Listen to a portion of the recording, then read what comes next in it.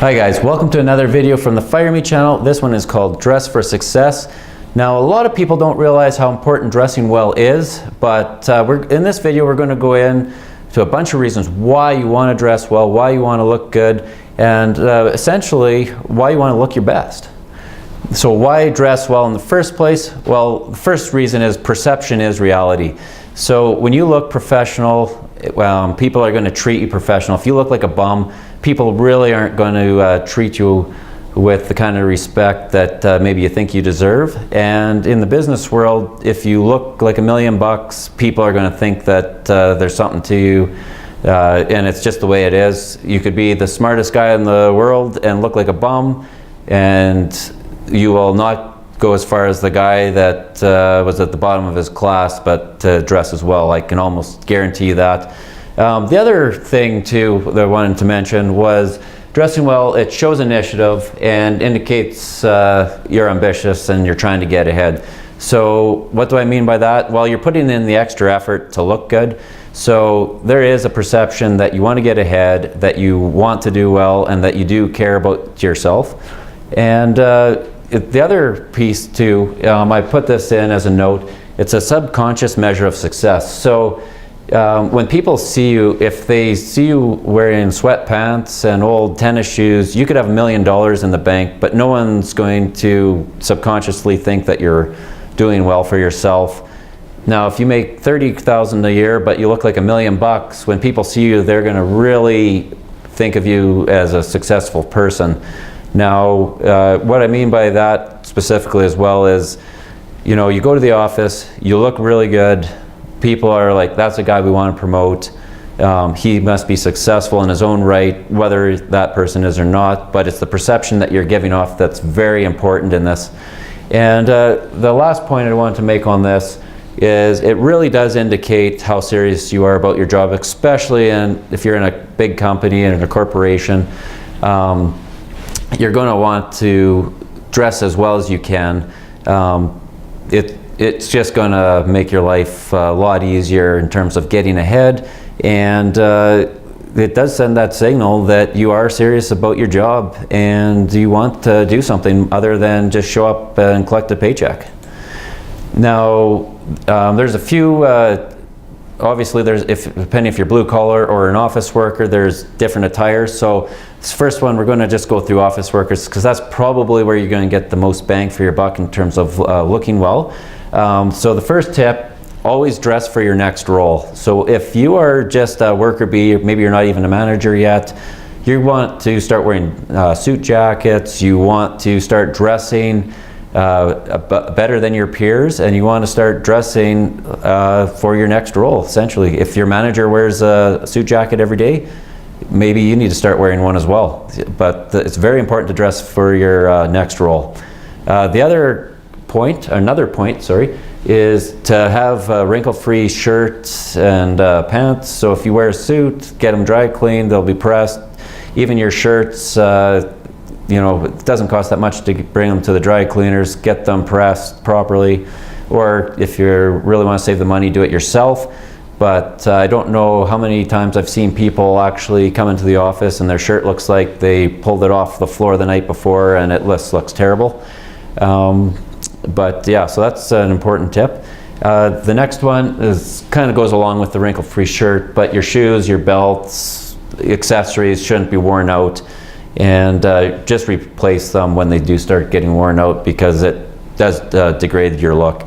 And the other thing too, and I've kind of come across this or have noticed it in recent years, is your accessories. So things like your watch, maybe it's a monogram shirt, pocket scarf, or other accessories that you're wearing. These subtle things are just one little extra piece that you can add to your wardrobe that really makes you look like more of a professional than maybe say some of your counterparts. And I do think it does add something.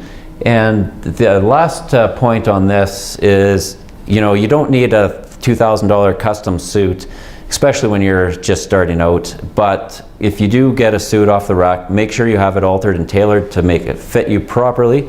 That makes a huge difference. There's a lot of people that will just take the off the rack suits, wear them, and call it good enough. But For the average person walking around the street, maybe they won't know the difference, but when you are in this corporate and office environment, everybody is used to seeing a million suits a day, all kinds of dress clothes and whatnot. So if you're wearing clothes that don't fit you properly, it does stick out but like a sore thumb. So get them altered, especially suit jackets and pants. I can't stress that enough. Just get them altered to fit you properly. It doesn't cost that much.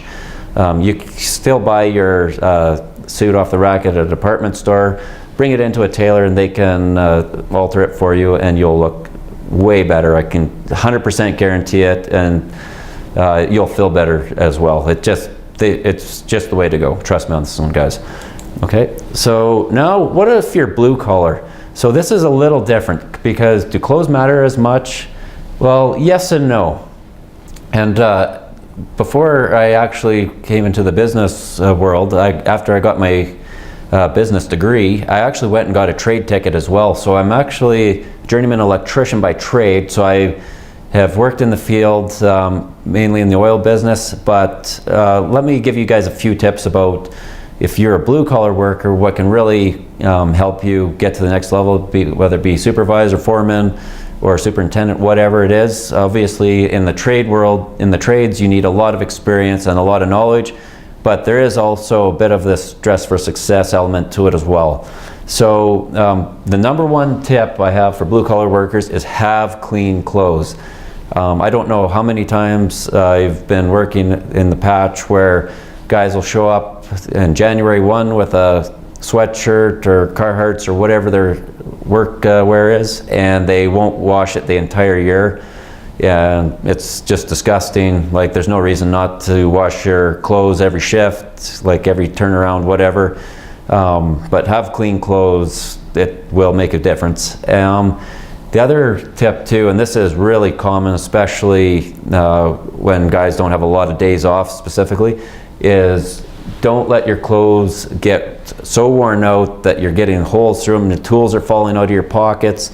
It really makes it look like you just don't care. So, you know, at a minimum, make sure your pockets are sewn shut or whatnot, so you don't lose any tools out of your pockets, and you'll look a lot better. I've seen some guys that had Carhartts on that were so worn out, I didn't even know if you could consider them pants anymore at that point.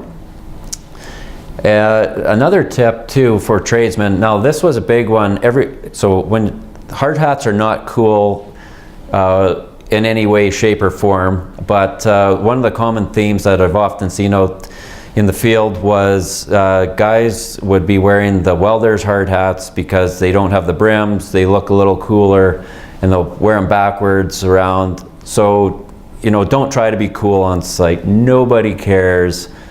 Hard hats just aren't cool, period, but it's safety gear. So don't wear it backwards like you're some skater punk trying to be a cool guy on site. It's just probably not going to go as well as you think it might. And now another tip that I really wanted to stress was to have professional grade tools. So if you're a blue collar worker, and I'll give you an example, personal example for myself. So being an electrician, our main tools are channel locks, screwdrivers, maybe some hacksaws, a few things like that. But for myself, I bought a really cheap set of tools when I first started out from, like, I can't even remember where now, but anyways, it was incredibly cold. I went and I was twisting a screw, and the torque and the cold, the shaft and the screwdriver actually snapped. So the whole point I'm trying to make is, don't cheap out. Yeah, sure, you might be able to buy these cheap tools with a lifetime warranty that you can bring back, but when you're on the job site, you don't have time to just drop what you're doing, run back to the store and replace it. So buy professional grade tools. It will say a lot about you, and it will show that you're actually serious about yourself as a professional, but it'll also save you a lot of headache from having your tools break and fail on you when you're in the middle of the job and you don't want to stop what you're doing. The last tip I got for blue collar workers is have good work boots. So what do I mean by good? I don't mean expensive. I mean work boots that don't have the soles falling off, that the toe's not worn through, that are in some kind of decent shape.